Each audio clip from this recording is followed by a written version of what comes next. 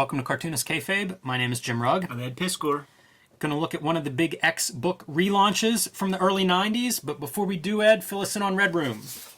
A triple X launch, we'll call it, man, of carnography rather than pornography, man, because a lot of meat getting cut up and stuff in this comic. Red Room, issue 1 and 2 are available for pre-order as of this recording. Your comic shop can order these comics as well. So if you have a cool store to support, get it put on your pull list. It's going to come out reliably. I have almost 6 issues done in the can right now, so it should be able to come out regularly for some time. Singular horror comics, complete stories in each issue. Murder is happening on the dark web for fun and profit. These are some of the bad actors in there. You're going to get to see their story. Patreon.com/EdPiscor is where I am serializing a lot of this stuff ahead of time. And what you're looking at here is a bootleg that one of my patrons whipped up, because the files are up there at a good enough resolution that you could, make your own little bootleg if you so desire. $3 gets the archive. There's almost 100 pages up there right now. 2 complete issues. Put new strips up every Tuesday. You know what? We're coming to a good one here. This to me is like that Yellow Bastard ending where it's like, I'm dead. No! And then look at that Billy Kincaid type gimmick right there. Amazing. Man, I don't know how I haven't done a bootleg of this. I like making books and stuff. Speaking of which, you can join me on patreon.com/JimRugg. I brought a selection of these books because one of the things that I give away or include on my Patreon are downloads to a lot of these zines that I've made, mini comics, things that are out of print, things that in some cases have very low print runs. When you join my Patreon, you'll get access to all of these plus a lot more. I'm also doing right now page-by-page comparisons for Street Angel's Dog, the Image Comics free comic from 2018, compared to Street Angel Lost Dog, the first comic I created for Image that was never published. We love these comparison videos, so I'm comparing one of my own. But yeah, I'm surprised I haven't done my own bootleg of Red Room, Ed. I have access to those files. So maybe coming soon one of these days if I have some free time. But you can find all of this on patreon.com/JimRugg. Jimmy, I was here for this, man. The issues prior to this, Muir Island Saga, one of the big fizzles of the crossover storylines. Yeah, the context for this is definitely noteworthy. That storyline would have been Whilce Portacio, I believe, was the artist on XFactor preceding this relaunch, this reboot. I was there as well. This was my buying off the newsstand too. And we should say this coincides with X-Force 1, X-Men 1. Whilce Portacio moves to Uncanny X-Men, and XFactor gets kind of the reboot team in the middle of that. It's I'm sure it's the least seller of that group that we just named, but I was buying all of it because they would cross over. You would get to see these storylines and characters. This was an incredible book. Loved it, man. Like, the art was so freaking wild that, like, I could not get enough of Larry Stroman's work, man. This was the first time I saw his work. Yeah, he had been in the industry for years before this. You can find Alien Legion and Cloak and Dagger graphic novel and some other examples of his. But this was the first time I saw it or read a comic of his work, and it blew me away. Never seen anything like it. That's a good description. You think of like the Jim Lees and the Whilce Portacios, the Mark Silvestris. These guys were sharing studios. There was a lot in common with their styles. Larry Stroman came from, like, I had no idea what he was looking at. It was completely different than anything I had seen. Yes, sir. Like, that is so graphic and such a different approach. You don't see that kind of hatching that you would see in the other X titles. The proportionality is really interesting. Fashion. There's a lot that he does that is just unique to him. Peter David was the other, it's Peter David and Larry Stroman, creative team, Al Milgram inking. But Peter David, this was his first X book, maybe his only X book. But coming over from like the Hulk, again, creative teams and books kind of shuffled around for this big summer of the X relaunches. And this was Peter David and Larry Stroman's entry. We see Strong Guy here in your first splash page with a purple shirt.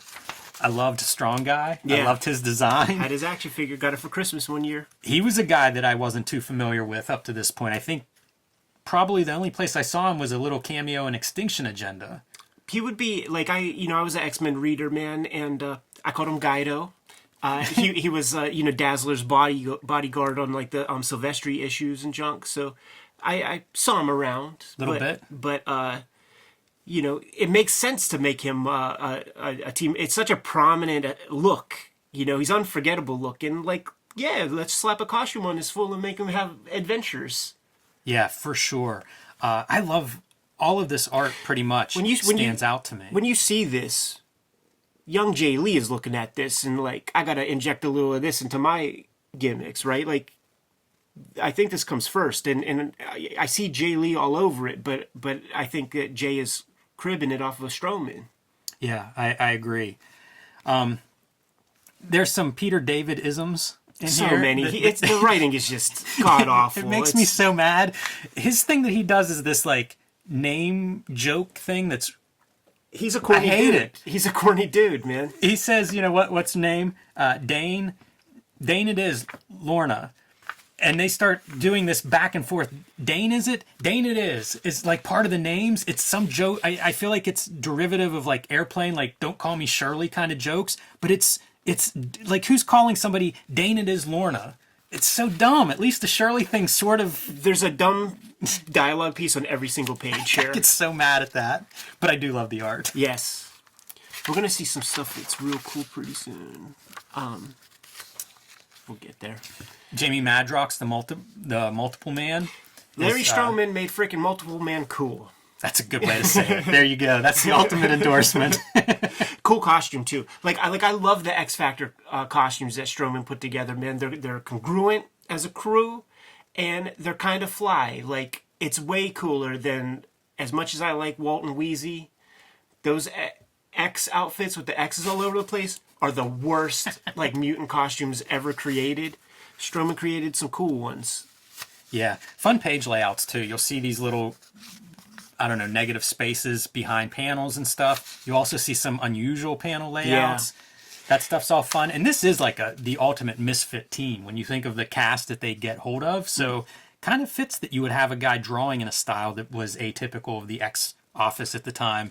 Cut to Genosha and Havoc. Going to be chosen to be the leader, but it's going to take some persuasion to get him to join up. And we saw in Extinction Agenda, Rain. I'm going back to all the names that how I used to call them when I was a kid. Like how she's like stuck in like middle werewolf stage. Yes. She can't be the little ginger girl anymore.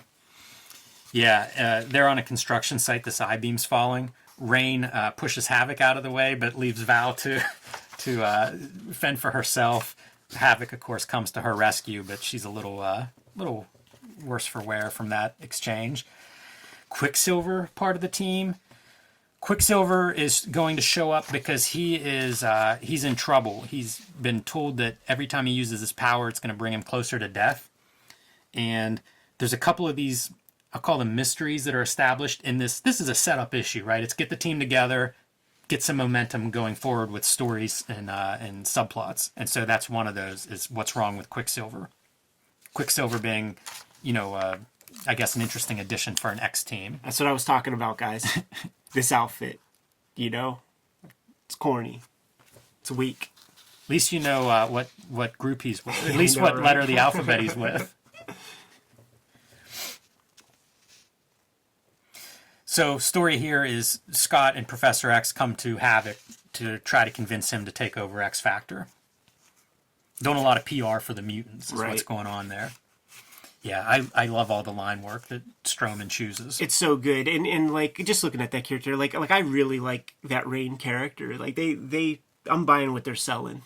Even Havoc's hair, it's like he's going for something. Like I feel like that's a trendy haircut at that time. Yeah, like Jamie Madrox has like the fade with the little Jason Priestley gimmick. Yeah, that's what it is, just 90210 hair. I appreciate that so much.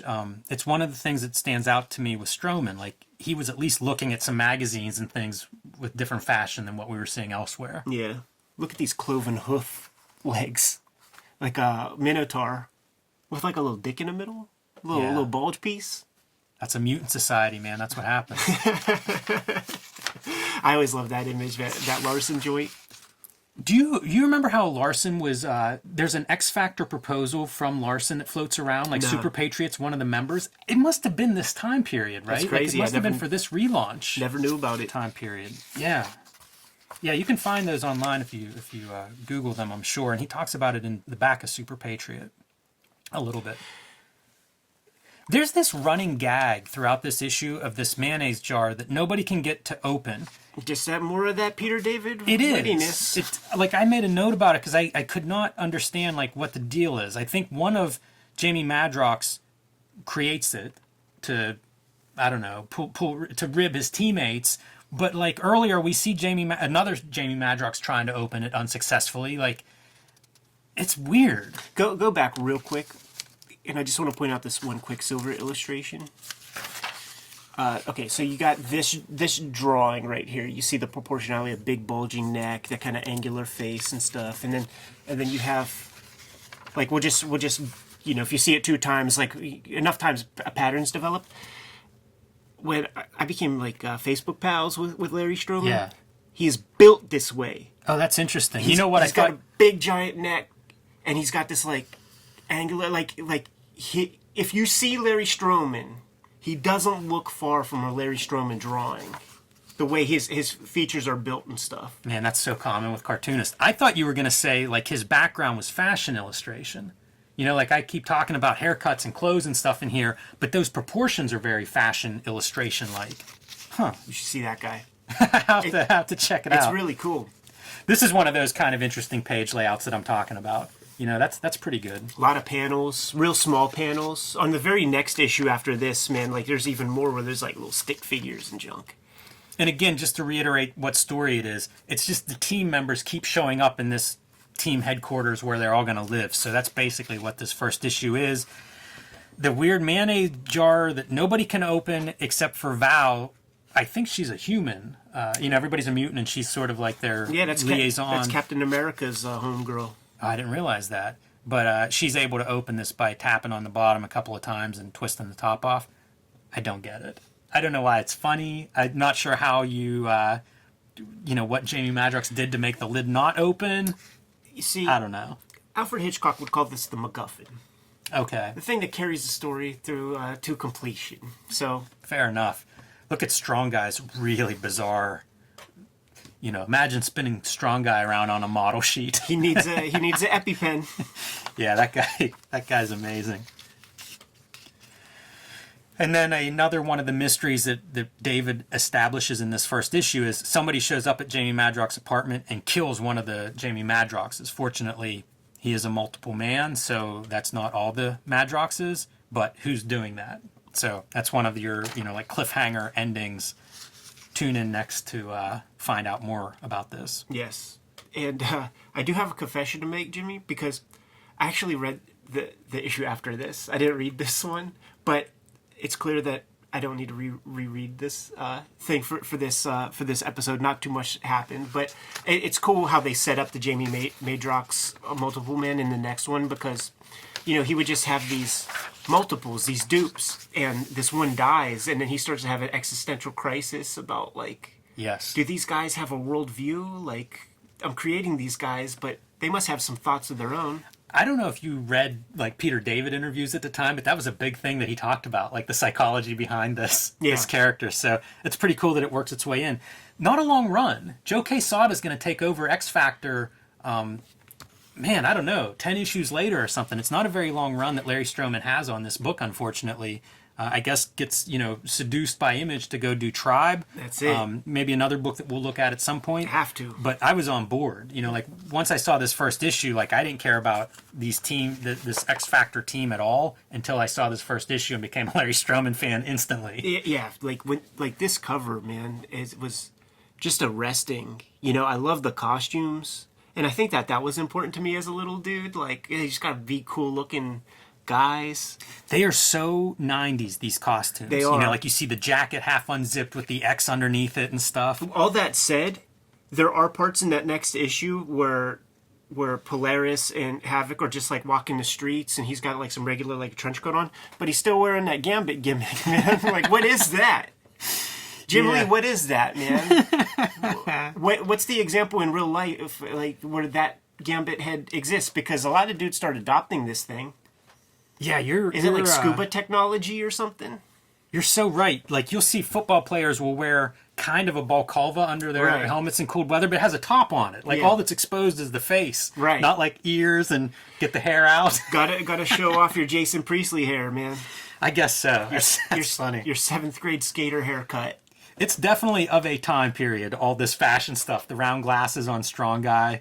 Definitely of that era, but I don't know, man. It's a pretty cool looking team, you know, compared to the other X books at this time period. Yeah, for sure, man. And definitely stood out. You know, like, I grabbed all these. I was interested to see what was going on, and this was the one that really left a mark on me. Here's the thing, too. These were available on the newsstand. It was dicey to find an issue of XFactor on the spinner rack at the Rite Aid that I would go to. When this issue came out, reliably, until the newsstand distribution just completely disappeared. I'm talking up to Steve Epting days, Wow. man. I was collecting this shit like that deep, like post Generation X and all that kind of crap, man. But it became a reliable, you could find it at Shop and Save comic from this point, this issue forward. Yeah. They made a push, man. Well, not the last time we'll look at Larry Stroman comics. No, that's for sure. Ready to bounce? Yep. Kayfabers, like, follow, subscribe to the YouTube channel. Hit the bell. We'll notify you when new vids are available. What do you have out there, Jim? You can find me at patreon.com/JimRugg, where you can find some of my out-of-print zines and mini comics. You can see a lot of my process stuff, original art, notes of how I make comics, things of that nature at patreon.com/JimRugg. Red Room comics are available for pre-order through Fantagraphics. You could get there at my link tree in the description below. But bug your stores to have these on the racks, man. It's going to be a reliable monthly comic that's available in comic stores, but you can't take that for granted. You got to let your shop owners know that you're interested. If you want to read the comics ahead of time, patreon.com/edpiscor. $3 will get you the archive. 2 issues are up there as we speak. Nearly 100 pages of stuff. New pages every Tuesday. Hey, one last note. I think this is the best Al Milgrom inking job that I can think of. Might be. It's really strong stuff and kind of different than what I usually think of as Al Milgrom. He's using pen. Like, he's using thin lines. Usually Yeah. he's always a brush slinger with a heavy hand. Yeah, so small note. Yeah. Kayfabers at home, you can subscribe to the Cartoonist Kayfabe e-newsletter at the links below this video to keep up with everything we have going on and coming out. You can also find Cartoonist Kayfabe t-shirts and merchandise at the links below this video. Jimmy, give him one more set of marching orders, man. We're going to be on our way. Read more comics.